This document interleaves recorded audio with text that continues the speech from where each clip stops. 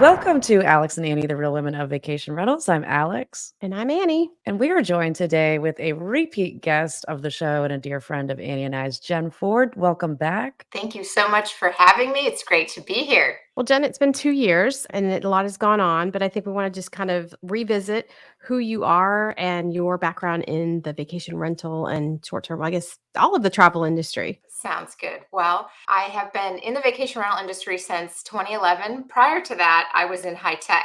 So I spent many years working in high tech, mostly as a finance executive. And then I found this little company called HomeAway and joined in 2011 and had a wonderful experience there. I learned a lot about vacation rentals. I thought I really knew a lot, but then I joined a company called Turnkey Vacation Rentals and I realized I still had a lot more to learn as a property manager. And so spent about 4 years with the company as their chief commercial officer and CFO, and was there in the very early stages when they were a successful startup through the pandemic, and then also during the acquisition by Vacasa. After they were acquired, I stayed on for the integration and then decided to take some time off, sort of recharge, and set off on what I would call phase two of my career. When we interviewed you, you were in that phase. So you were, assessing where your next steps were going to be. And I loved that episode because you talked us through kind of a much more in detail overview of the places that you just named that you were at, in addition to some jobs that you've had that have been completely outside the travel industry. I think there was one that was it an organic food Yeah, healthy company? food concept. Yeah. Yeah. Yeah, yeah, and just some really great lessons that you took with you, and the one thing that, struck me from that episode that I always think about when I think of you is just how mindful you are of these different experiences that you've had and what you've taken from each one that has kinda, made you understand how you connect the dots, which we obviously talk about that quite a bit on the show. But curious to bring us back to that time period when you left Vacasa, you were now trying to determine what was going to be the next steps in your career. How did you navigate through that time? And I say that as in I'm very eager to learn from you because that is essentially where I am at this point in Yeah. my career, having just left Casago for to do my own thing at this point, and I'm just curious what you went through and where your mind was and how you have navigated to where you are now. Yeah. Well, I think it's important to know a little bit about me. And I would say up to that point in my life, a lot of my day to day revolved around my work, and my identity was very tied to my work and my title. And the year before I met with you, so essentially 2021, was a really challenging year for me. It was very intense, not only because we were growing really rapidly. We all remember what 2021 was like for the vacation rental industry. And so business was very good, but we were also going through an acquisition. And then on a personal level, my dad was very sick and I lived very far away from my parents. And so I was having to deal with that remotely. And my daughter was also diagnosed with type 1 diabetes. And one of my siblings was really struggling with mental health issues. And so I just had a lot going on. And so when I left the company, I wanted to give myself some time and space to just kind of be and to Mhm. kind of catch up on all the things that I needed to do to take care of myself before I jumped into my next professional endeavor. I also wanted to be really intentional about what that looked like going forward from a professional standpoint. I had sometimes fallen into opportunities, meaning I didn't necessarily seek them out. They found me and it was a great opportunity and I was glad to get on that rocket ship and I had a great time. But again, going back to one of my original comments about my identity being tied to my title, I knew that wasn't like a long-term plan. We're all going to retire at some point. I had started to forget like who Jen was without work, and I wasn't doing the things that filled my cup. For me, started a journey to figure out like where do I take things and how do I really change the balance in my life. And so I'm happy to say that 2 years later, I've done a lot of work on that. My life looks a lot different and I'm a much more balanced whole person who also does some really interesting and meaningful work. So it's a very different kind of place than where I was 5 years ago. And I feel much better about where I am and really excited about the future and the potential opportunities in front of me. Do you think that choosing the mindful approach, I would say yes, you're going to say yes, but choosing the mindful approach has given you more peace with the things that you can do and that you cannot do? I think one of the things as women that our women are challenged with is trying to do it all. And if you're very much identified by your work and you have children, sometimes you lose sight of the things that are important, and you find guilt when you don't rise to the occasion, whether it be as the wife, the mother, or the worker. Do you find now that because you can choose to do the things that fill your cup, that you are maybe in an easier place, that when you say no or you can't do something, you're like, it's okay, it's not meant to be? Yeah, I mean, I think I really try not to have mom guilt. I know that it's easy to fall into the trap, but I just don't find it productive. However, what I have suffered from is sacrificing myself and putting myself last, right? So I needed to take care of my family first and foremost, and then my work. And the way I would do that was sometimes to work till, any hour of the night to get things Mhm. done. And I would overextend myself, and I wasn't really taking good care of myself. And so, one of the things I've done in the last 2 years is really reprioritize that. And, I'm at a point where I can say that I get 8 hours of sleep a night. That is something I had not done in a very long time. I block most mornings from 8 to 10 so that I have time for myself. Usually I work out, but sometimes I'll meet a friend for coffee or go to a professional development event or something like that. But I block that time and I don't work during that time. I'm also much more present and available to my family because I am working less, but also because I'm doing a different type of work that has different demands on me. I'm not embarrassed to admit this is my story, right?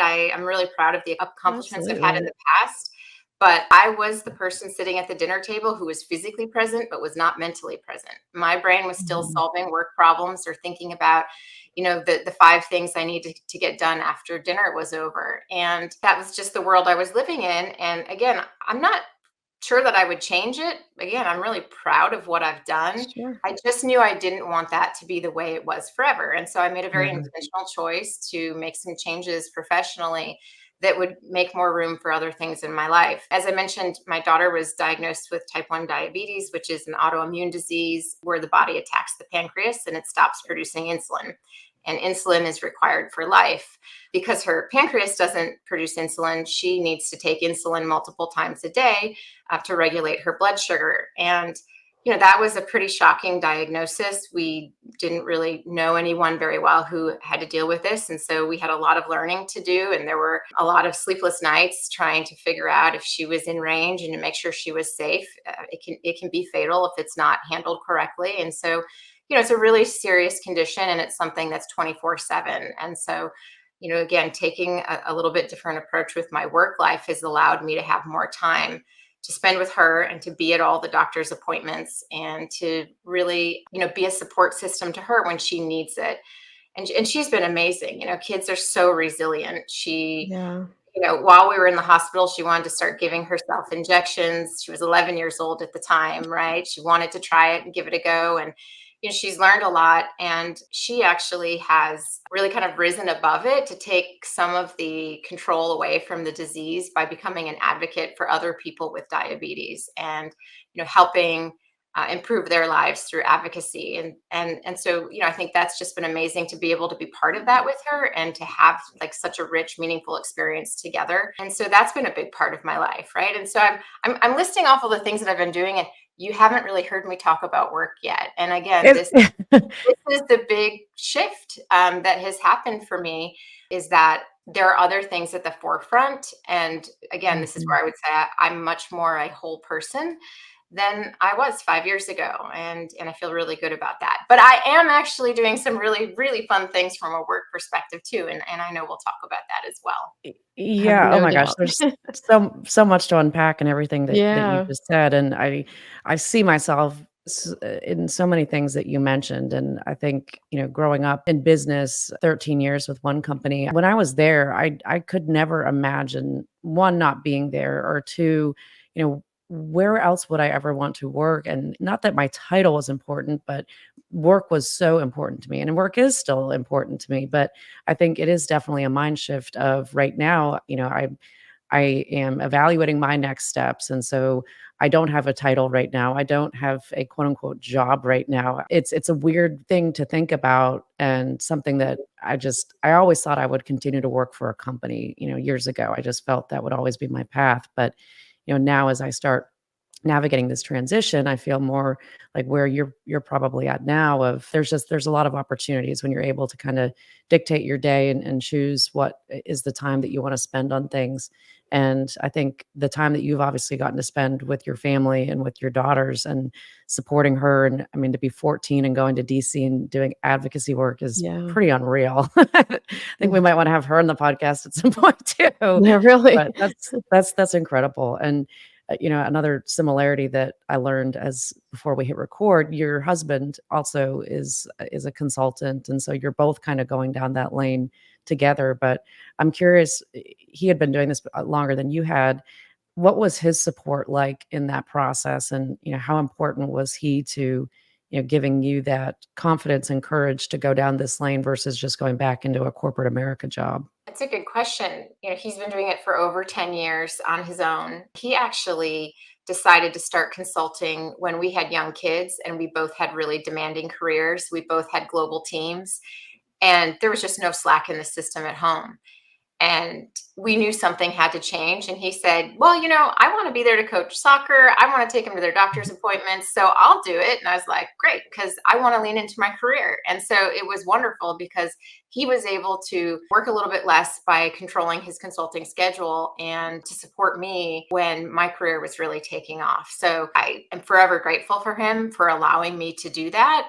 But we also learned a lot for him of going through the process. And one thing was that when you leave a full-time job where everyone knows you and you're really well respected, there's a transition. You have to adjust to this new life where, your validation comes in different ways. And so I think that was an adjustment he had to go through. And so I knew that going into this, that I was, again, especially because I admittedly, I was very proud of my title. I felt really Mhm. good that I had made it to the C-suite. And it was something that was important to me because it was a goal that I had. And so there was an adjustment for me too. And then I think, over the 10 or more years that he's been consulting, there's been many times where we've thought about should you go back to a full time or should you stay in this consulting role? And even after, after opportunity for full-time work would come along, we always came to the conclusion that from a lifestyle perspective, the consulting work was great for us as a family and for him personally. I mean, he loves it. He can go work out every afternoon at 3 o'clock. Yeah. Right? Yeah. That makes him, Yep. and then that's key to his happiness. And so I think part of it is just really knowing who you are and what's important. And that was something that really mattered to him. When I left kind of the full-time world and just honestly, the first few months, I just took a break and was just sleeping and reading books and just kind of really Finding yourself. Yeah. trying to do nothing, right? I was trying to figure out where I would go next professionally. And I was working with a life coach, which I recommend. She was kind of like an executive coach and part Mhm. therapist. And it was great. We worked through a lot of things, including identifying all of my values and what, my kind of career decision framework should look like, and really helped me see kind of how I wanted to impact others and what I wanted my legacy to be professionally. So that Mhm. was a great process to go to. It helped giving me kind of a North Star. But what happened is I started getting lots of calls from recruiters and companies. And, the truth is I had FOMO, right? I didn't want to miss Yeah. something great. And I did have some conversations initially with companies for some really great roles. And I just knew, and I could feel it in my gut, that it just wasn't the right time. And I wasn't ready to fully commit myself to a C-level role. I just didn't have the energy and the commitment that was needed to really, serve a company and the employees and the shareholders in that way. And so I actually ended up stopping any kind of incoming recruiting calls because I felt like it was a distraction away from what I knew I needed to pursue. But I had lots of investors introducing me to their founders and CEOs. And so I met a founder who I really, really connected with. And, of course he said, hey, I want to hire you. I want you to be my COO. And I said, I really don't want to work for you or anybody for that matter. And he said, well, why don't you come on as an advisor? And that really was kind of the starting point for me, where I was able to start navigating my way down this journey. And so in a little bit of a way, like it was like a test. And so I worked with that company for several months before I really decided whether or not I wanted to jump in with anything else. And I think back to my husband when I talked about, like, do I do full time? Do I do consulting? We had some practical things to work through, right? Like, how do we make sure we have health insurance and all of that? Yeah. Yeah. We had to like, come up with solutions for all of those things. But I think it was even more than that was, once I jumped into saying, okay, I'm going to do this and I'm going to give it a go. I think he was really my cheerleader of like, know your value, wait for the right clients. Don't just take any client comes along. And I will say, like, in the consulting world, it's kind of feast or famine. I find is like, there are times when you're very high demand, and then there are times when you may not be in as high of demand. And you really have to believe and hold out that high demand phase is going to come back again. And I think Right. he's been my biggest champion, knowing that, like, no, wait for the right role. So I think it's really know like what your niche is and what you're good at, and find the clients that value that, because that's where you're going to have the greatest impact. And so when I had talked to him about potential clients and proposals, he was really quick to say, I don't think you really want to do that. And so I think it was really great to have his support during those times when I was trying to figure out, like, what is that, right cadence of bringing on clients and kind of waiting for the right ones to come along. You mentioned an advisor role. What does that look like in comparison to a traditional consulting role? Good question. I would say, like, the vast majority of my clients are founders or founder-led companies that have been successful startups and are ready to scale up. And Mhm. so I come in and I essentially become an extension of the leadership team. And I'm part of the team, but on a very part-time basis. And so I will come in and help assess the status, like where the company is at, what their current status is, and understand from the founder and their team where they're trying to go. And then I help them chart that path. And so it looks a little bit different for every company. I'm actually not a big believer in playbooks. I think every company is different, every founder, every team is different. And so I like to meet the company where they're at. And then I help them determine kind of what they're missing and help them build out the toolbox to help accelerate success. So, like I said, it looks different at every company, but we focus a lot on things like financial literacy and making sure you have a financial model that shows not only where you're at today, but where it is you want to go to. Talk a lot about metrics and how you have the right cadence of identifying what the targets are for those metrics, measuring them, and then meeting regularly to talk about those metrics and take action if they're not where you want them to be. Making sure you have a very solid understanding of who your customer is, and then a sales and marketing plan that supports that. So those are a lot of the things that I do with them. And I would say what's different than a traditional consultant in my mind is that, one, I'm not using a specific playbook. I do use frameworks, but I think those give you more latitude than a playbook does. I also will do some of the heavy lifting. I don't like to come in and just talk at people. That is particularly overwhelming, even if it's really great advice. And so I will roll up my sleeves and work with you to help you build the tools that you need in your business. And I'm part of the team, and I think it's temporary, of course, and I am independent, but I really am part of the team. I work with companies that I think are doing exciting things, that have great ideas and a really great vision, and I just help them, again, accelerate that path to success. Attention property owners and hosts. If you want to keep those 5-star cleanliness ratings soaring and your guests smiling, listen up. Introducing Turno, your ultimate solution for simplifying and automating the entire cleaning management process. Say goodbye to the hassle and hello to high-quality, timely turnovers that guarantee those top-rated guest reviews. With Turno, you can automatically schedule, manage, and pay your short-term rental cleaners, ensuring a seamless and efficient operation. And here's the best part. Turno's Cleaner Marketplace boasts over 55,000 vetted short-term rental cleaning pros ready to elevate your property management game. Turno lets you manage cleaner performance with features like auto scheduling synced directly to your booking calendar, auto payments, photo checklists, problem reporting, and even inventory management. But that's not all. Keep your cleaner communications organized with centralized chat and photo sharing, all in one convenient place. Plus, they've made on-the-go management a breeze with separate mobile apps tailored for both hosts and cleaners. And just in case you need a lifeline, Turno's live 24/7 customer support is always at your service. Because at Turno, they're not just a platform, they're your partner in success. And there's a special treat for the listeners of the Alex and Annie podcast. When you try Turno and its cleaner marketplace, you'll receive a $150 Amazon gift card exclusively as our thank you to you. So here's how it works. New users can sign up at turno.com/AlexNannyPodcast. Search for a cleaner in your area, connect with one or more, and then complete a marketplace cleaning. Once you see how easy and simple cleaning management can be, you'll love how much time and money you save, not to mention no more cleaning headaches. Now back to the show. So what does that look like for you when you're selecting a company or deciding to work with a company? Is there a specific longevity that a company's had? Are you looking for someone who's just starting out, or do they need to have kind of a basic framework to have their business be on a path to success? What does that look like for you? Well, this is where I'll take something from you guys and I would say I had an aha moment. Because Good. yeah, so when I first started doing this, my first client was already a kind of a larger company. They were over $50 million in revenue.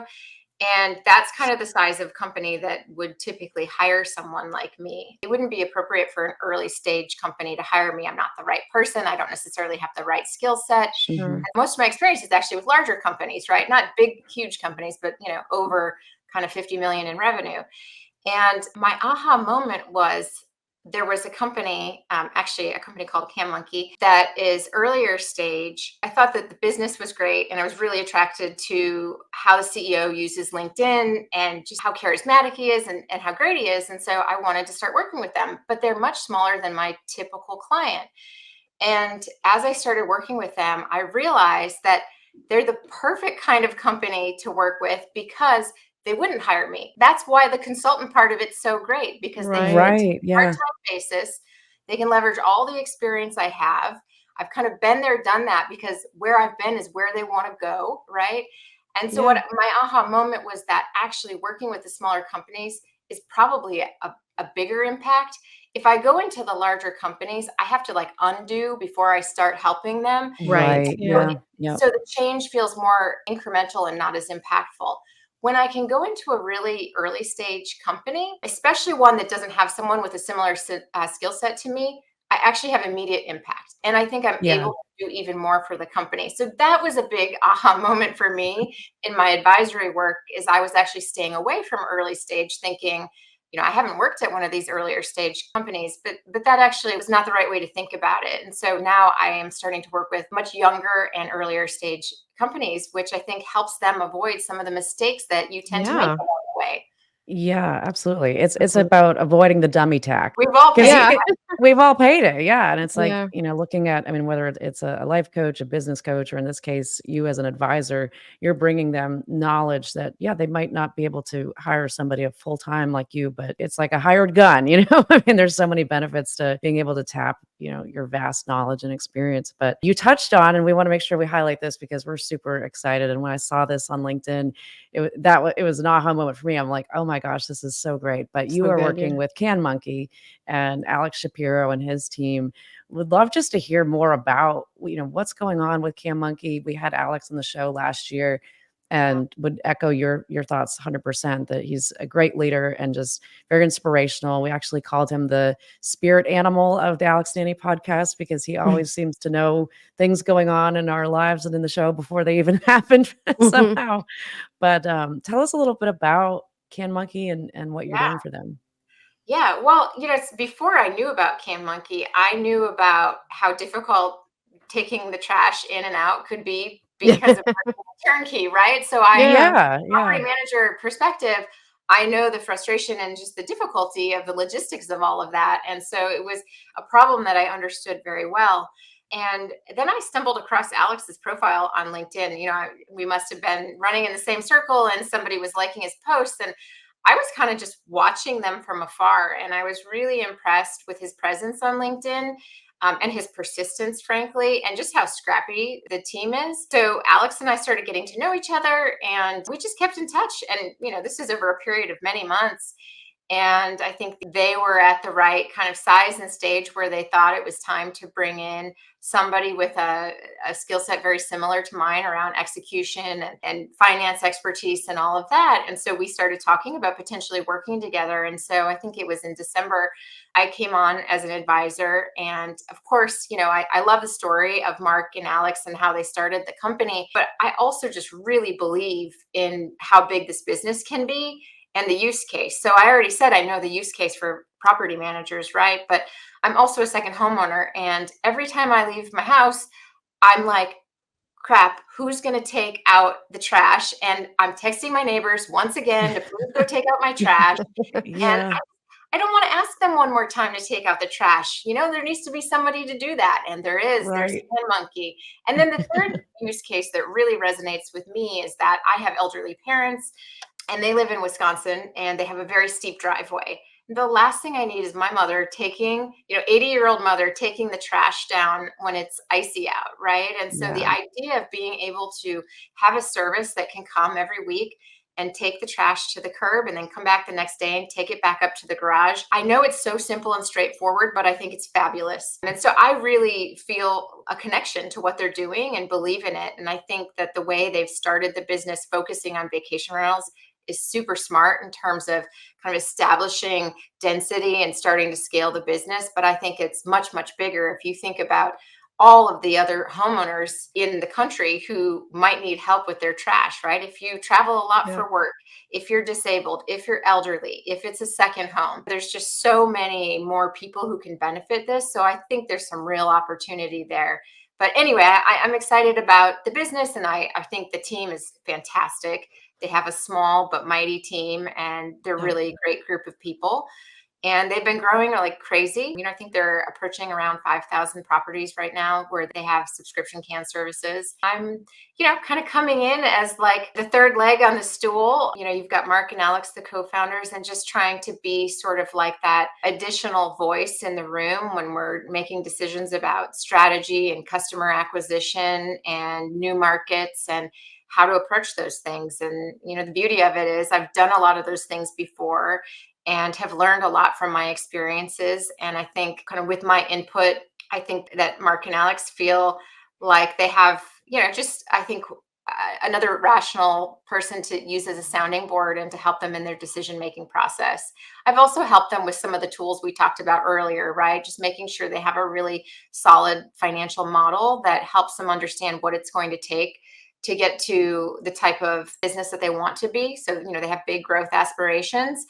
And so I just helped them break that down into something that was very digestible for themselves and the team so they understand exactly what their levers are that they can pull in the business to grow and so that they can set targets for everybody on the team. It's very clear to them, how many new properties they need to bring on every month and what kind of retention rate they need to be shooting for and all of the other things that impact your business. And so we've worked through that, and I think that it's I think they had a great business before, but I think they are much more data driven now, and I think they feel like they have a whole lot more control over their destiny because they understand exactly what it's going to take to get where they want to go. And I think like with all of my clients, like I don't come in telling you where you should go. I want my clients to tell me. I want those founders to tell me what it is they want for their business. And then I help them create the path to get there. We look at where they are today and then we chart that path and we talk about what's it going to take and are we ready to do it? And do we have the resources in place? And I help them go through that planning process. And then once we're on that path, I really help them measure their performance against that plan and help them adjust when they need to. So, I think that's one of the ways I've helped CanMonkey and worked with them, but it's something that I've been doing now with clients for almost 2 years. And I think, again, it's really valuable to founders who tend to be very different than me. I'm very disciplined. I'm very goal oriented. I'm very focused and driven. And what we all love about founders is they're very visionary and Yeah.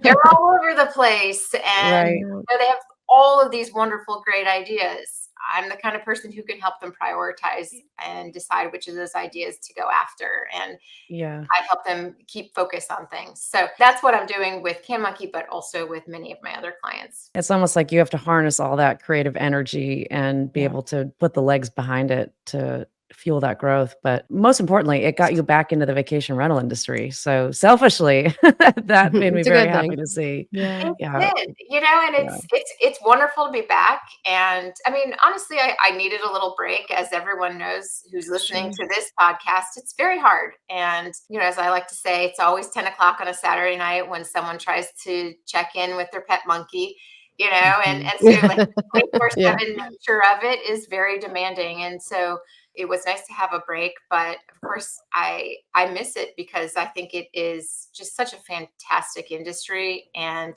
it gave me great purpose to go to work at Turnkey and even at HomeAway, knowing that we were helping people take vacations of their lifetime and spend, Yeah. precious time with loved ones and family and friends. And so I think, that's a really, really solid reason to go to work every day. We've talked to a lot of people that have left the business and come back, and that's kind of like the one thing that is a commonality with vacation rentals is everybody feels very passionate about like what the mission that we're on. And again, it's facilitating dreams, it's facilitating first, sometimes it's facilitating last. We're involved in so many core memories for families and kids and couples and everybody in between. So I think people try to get away from it and they just get drawn back into it. So to have you and your energy back in the business is great for all of us. CanMonkey is so fortunate to have you. But I had a question related to kind of this fractional suite operation. How do you find a balance in it? Because I think, again, you talked about it's a feast or famine. You can have too many, you can not have enough. How do you structure it for yourself in a way that you could give all that you can give to that particular organization, but still have enough left over to give 2 or 3 more? And I don't know how many you take. So kind of trying to understand what the fractional actually looks like as practice. Well, this is where, like, even I tell my clients to know their customer. I need to know my customer too, right? I think it's very important as a consultant or advisor or fractional to understand like what it is you're really good at, what your superpowers are. And so for me, it's all about execution. I like to help companies execute better. And I think be very selective with your clients. I only work with clients whose need matches my skill set, right? I don't try to overextend myself. If you need someone to like restate your books or clean up your accounting, I'm not the right person for that. There's other people who are much better suited to that. I know that I work best with founders. I focus on execution. I definitely come at it with a very financial mindset, but it's much more about how do we get stuff done? How do we execute at a very high level? So I find clients who are in need of that thing and who have recognized that they need that thing. I meet a lot more people than I end up working with. And, we can't say yes to everything. And so I think Right. as a fractional, you have to really know what that sweet spot is and stay true to it. And again, that's where I was saying my husband was so good because there have been a couple of times where I've been tempted and, he said, do you really want to do that? And if the answer is not yes, then I don't do it. I'm happy to refer the client to someone else. I do make sure that. And then I think the other thing is you've got to properly scope the engagement. And so I think the more clear you are on what exactly the scope is about, what you're there to do, if there's any deliverables you have, I think the more specific you can be, the better. So you can avoid any kind of confusion. The way I manage my time is that a year in advance, I plan how many hours I'm going to have available each month. And this means for me less than 40 hours a week, right? Because I'm trying to have a more balanced life. And then I essentially capacity plan. So when I sign on a client, I usually ask them to commit to a certain number of hours per month. And that allows me to make sure that I never kind of overdo it. And I always have enough hours for my existing client set, which, can range anywhere from 3 to 5 clients at any one time. And so, I definitely manage that closely because I want clients to feel like I'm accessible within reason, right? I only want to work 30 hours a week or whatever the case may be. And so that's how I manage that. You said lifestyle earlier, and I spoke to somebody yesterday that said, you need to be thinking about this as a lifestyle business. How many hours is it that you're kind of, striving to work? I mean, are you trying to still want to travel? I mean, really think about the things that are important to you in this and kind of work backwards from that to find the clients that are going to fit and align with obviously the skill sets and the things that you bring to the table. But I have a lot to learn from you. So I'm super excited that we've reconnected. And I think you're just a wealth of information and also an inspiration to people that when we were at the women's conference, this was actually a pretty big topic of, it was very much kind of, the world has changed, but it's the mindset is, you don't work doesn't have to mean a W-2 job. There's a million ways to make money. You just have to find the way that it makes sense to you and is fulfilling to you. But I think the ability for people to do fractional work is obviously something that's certainly on the rise. And especially when you've been in this industry for so long and have the experience like you do, you're really bringing a gift to these companies that you get to work with that wouldn't be able to probably afford you as a full-time position. So It's true, and it's a cool. gift to me because I get to focus on doing the things I do really well and enjoy, and I get to do it across many different companies. And so it's fun Yeah. for me. I get to work with great people, and we choose to work with each other, and I learn different industries. So, I think it's a win-win. I really do. And it's been a great experience for me. And I think, my plan is to do this for the foreseeable future. We've got 4 years until our kids are out of the house. And my husband and I have talked about potentially, kind of being a little bit more nomadic. And so maybe we're both going to keep consulting, and we'll be able to do that from almost anywhere with the way the world Yeah. works now. Mhm. So that's an exciting prospect. And the other thing that could happen is I meet a founder and a team and a product or service that I really feel strongly about. If the founder is kind of ready to step aside from running the business day to day, but wants to stay on in a strategic capacity, like I'd love to come in and run the company, right? So Mhm. like that could be a potential path too. The beauty is I don't need to decide. What I'm doing right now really works for myself and my family. And I think it's really helping a lot of founders out there. So again, I feel like it's an all-around win, and I'm really excited about what I'm doing. That's great.